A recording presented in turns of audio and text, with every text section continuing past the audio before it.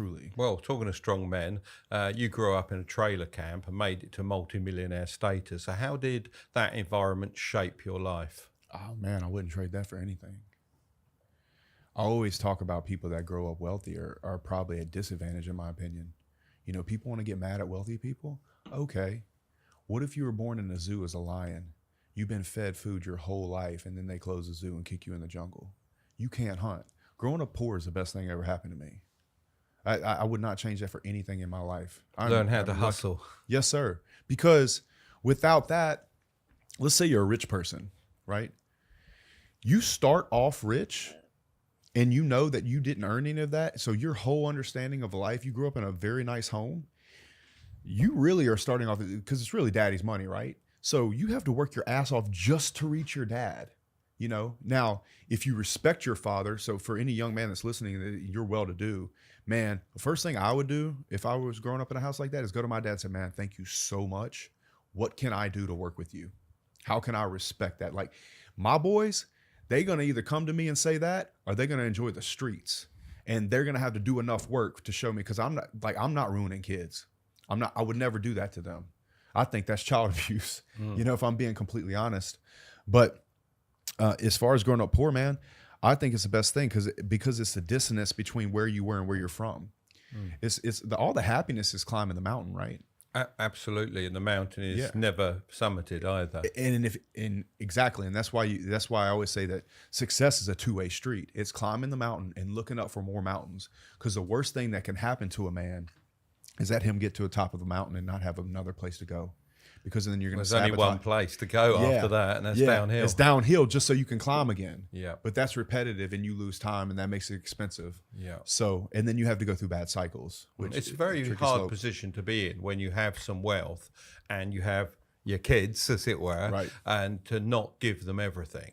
I found it quite difficult, but I know you managed it. I did manage it, and I think I'm not involved. Although at the time, so Guy isn't actually Dad's kid. Lots of people think that, but I am. Yeah, I'm a council estate boy. I'm from the bottom as well. Yeah, nice. So I had to make sure that I didn't give too much, and I would say you probably respect that decision. Yeah, if I now. wanted some money, I had to borrow it, and Dad didn't necessarily let me borrow it. I had to go either to the bank or find other ways to find my resources. But then eventually, like you said, we're working together now. We've got a business, and that's how we work. And it's nice to have that, you know, between us. We can actually work on something we both enjoy. 100%. And I've not seen you guys do a podcast that you're not at.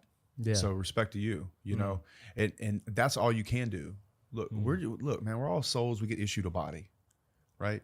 Whether you're white, black, rich, poor, male, female, all that, issued souls get issued a body, man. And all you can do is look at the hand you're dealt and do the right thing with it. And everybody in their gut knows the right thing. So if you grow up in a house that has a well-to-do father, man, I just respect the hell out of him and be like, man, I just really appreciate the journey you went on, because I came into this world at a different place than you did. And I really respect it, and I want to be a part of it, and I want to honor and cherish it in the right way. And that's all you can do as a son if your father did well. And my boys will go through that, you know, and they better get it right. Yeah, Dad was always a hero to me, and that's why I wanted to start the Mark Tilbury channel. So I was able to bring his stories to the world. To more people. Right. And it's commemorate him forever, even past when he's gone, you know? Oh, thank you. Am I off? No, but when you are gone. Don't off yourself till the show's over. You can send me off to a home. Everyone does think you're 70, so... Yeah, 55. We had a few of them, didn't we? Wait, that guy's only 55? Jesus, I thought he was 70. Well, he's hustled hard, hasn't well, even got a fade now as well, eh? Yeah, but what a beautiful thing, right? Because you're looking at, okay, so what can I do for my dad? You know, I have this skill set. I was born in this generation. I know about this thing. I can bring his greatness to the world and create legacy for him. I think it's a beautiful thing you two are doing just because of that.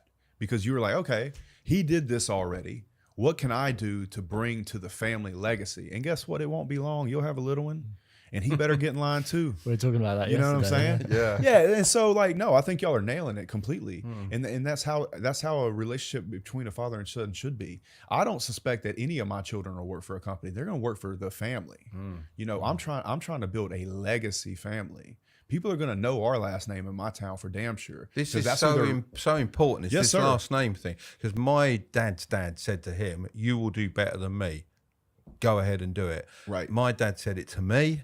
and I've said it to Curtis, that name needs to carry on, doesn't it? Yes, sir. And it needs to improve and get better and build that generational wealth. Yes, sir. Absolutely. I couldn't agree with you more. We were talking about the Prime Minister of England. Who is it? I don't even know. Rishi Sunak. yeah. So something like that. there were some young ladies complaining about how he grew up in a privileged home. I said, you know what you were missing there?